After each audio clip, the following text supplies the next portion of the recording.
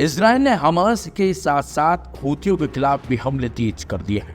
जिस तरह से इजराइल ने हमास के साथ ही हूतियों को बड़ा नुकसान पहुंचाया है, उससे तो साफ हो गया है कि मिडिल ईस्ट में जंग और विकराल रूप लेने वाली है। बात अगर हूतियों के खिलाफ करें तो यमन की राजधानी सना में हुए एक भीषण हवाई हमले में हूती सरकार के प्रधानमंत्री अहमद अल रहावी और कई वरिष्ठ अधिकारियों की मौत हो गई।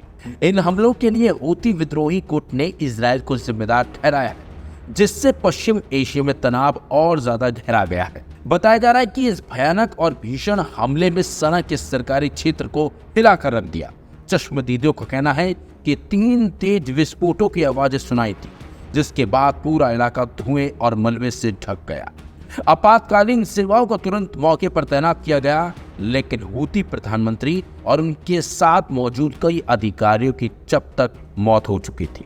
इन हमलों के बाद हूती विद्रोही गुट के सर्वोच्च नेता अब्दुल मलिक अल हूती ने एक तीखा बयान जारी किया। उन्होंने चेतावनी देते हुए कहा कि इजराइल ने हमारे नेताओं को शहीद करके अपनी कब्र खुद खो दी है। अब जवाब नहीं, हिसाब होगा। यह बदला इतना क्रूर और पछताने योग्य होगा कि दुश्मन सदी भर याद रखेगा। उन्होंने कहा कि हूती गुट जल्दी ड्रोन, लंबी दूरी की मिसाइलें और समुद्री नाकेबंदी जैसे सभी विकल्पों का इस्तेमाल करेगा। वहीं विश्लेषकों का मानना है कि हूतियों को ईरान के इस्लामिक रिवॉल्यूशनरी गार्ड कॉर्प्स से निरंतर समर्थन मिल रहा है, इसलिए यह संघर्ष केवल इजराइल और हूतियों के बीच नहीं रह सकता, बल्कि यह ईरान इजराइल प्रॉक्सी वॉर की दिशा में बढ़ सकता है। ईरान ने आधिकारिक बयान में इस हमले की कड़ी निंदा की है, लेकिन सीधे इजराइल का नाम नहीं लिया। हालांकि तेहरान से जुड़े मीडिया चैनलों ने इसे ईरानी साझेदारों पर हमला बताया है। हैरानी की बात तो यह है कि हर बार की तरह इस बार भी इजराइल सरकार ने इस हमले की जिम्मेदारी नहीं ली, लेकिन प्रधानमंत्री कार्यालय ने एक बयान जारी कर कहा कि इजराइल अपने नागरिकों की सुरक्षा के लिए हर जरूरी कदम उठाएगा। किसी भी प्रकार की आक्रामकता का जवाब तुरंत और पूरी ताकत से दिया जाएगा।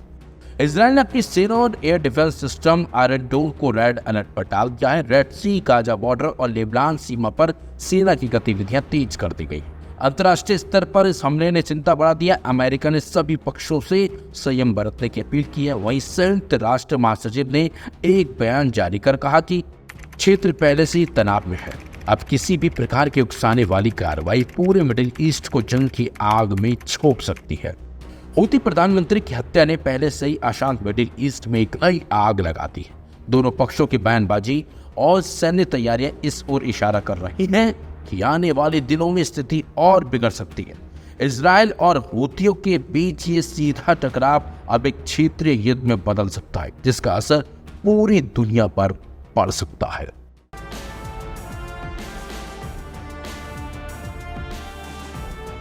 मिडिल ईस्ट में एक बार फिर जंग जैसे हालात पैदा हो गए हैं।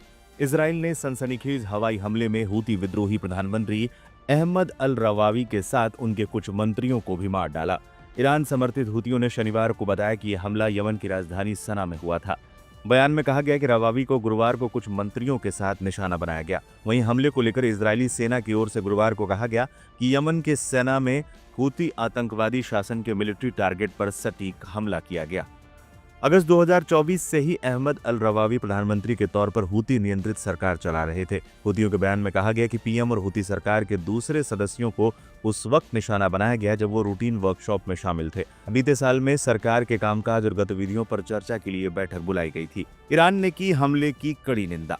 इस्लामी गणराज्य ईरान के विदेश मंत्रालय ने एक बयान जारी कर यमन के खिलाफ इजराइल की कार्रवाई की कड़ी निंदा की है, जिसमें यमन के प्रधानमंत्री अहमद गालिब नासिर अल रवावी और उनके साथ मौजूद कई मंत्री मारे गए।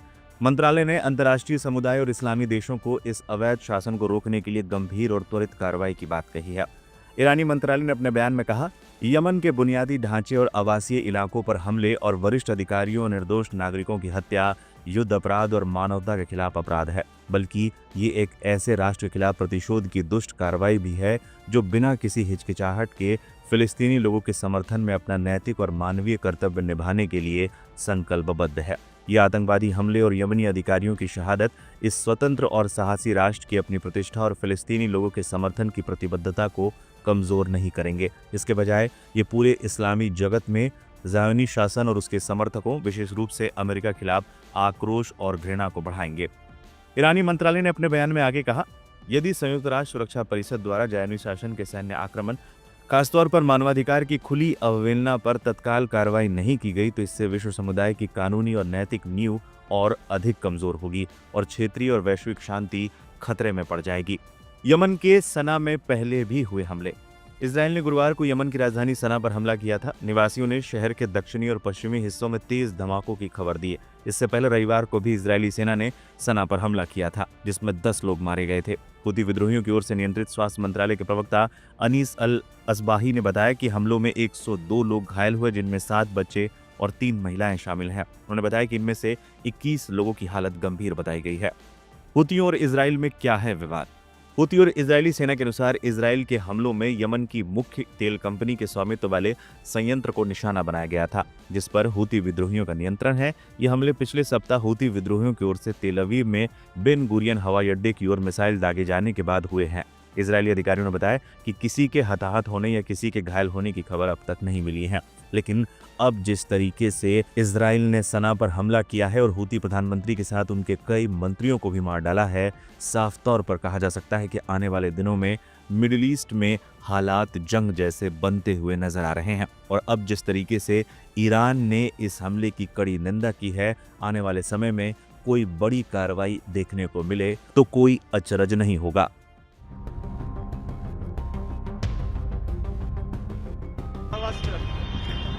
यमन की राजधानी सना में 28 अगस्त को इजरायली वायुसेना के घातक हवाई हमले में हुती विद्रोहियों के नेतृत्व को गहरा झटका लगा। इस हमले में हुती नियंत्रित क्षेत्रों के प्रधानमंत्री गालिब अल रहावी, रक्षा मंत्री मोहम्मद निसार अल अतीफी और संभावित रूप से चीफ ऑफ स्टाफ मोहम्मद अब्द अल करीम अल गमारी सहित कई वरिष्ठ नेता मारे गए। हुती समूह ने इस हमले को कायराना और बर्बर करार देते हुए इसराइल के खिलाफ कड़ी जवाबी कार्रवाई की धमकी दी है। इस घटना ने मिडिल ईस्ट में तनाव को और ज्यादा बढ़ा दिया है, जिससे क्षेत्रीय अस्थिरता की आशंका बढ़ गई है। इसराइली खुफिया एजेंसी मोसाद की सटीक जानकारी के आधार पर यह हमला तब हुआ जब हुती नेता सना के एक अपार्टमेंट में अपने शीर्ष नेता अब्दुल मलिक अल हुती के राष्ट्रीय स्तर पर प्रसारित भाषण को सुनने के लिए एकत्र हुए थे।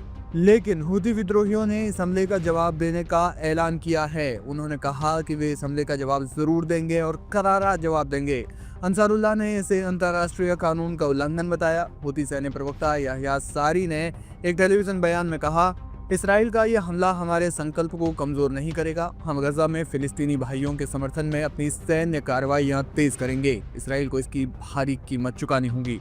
अंसारुल्लाह ने कहा कि हम अपने लोगों और उत्पीड़ित फिलिस्तीनी लोगों के साथ साथ अपने राष्ट्र के सभी सदस्यों और दुनिया के सभी स्वतंत्र लोगों को आश्वस्त करते हैं कि हम गजा के लोगों का समर्थन और बचाव करने की अपनी स्थिति पर कायम रहेंगे।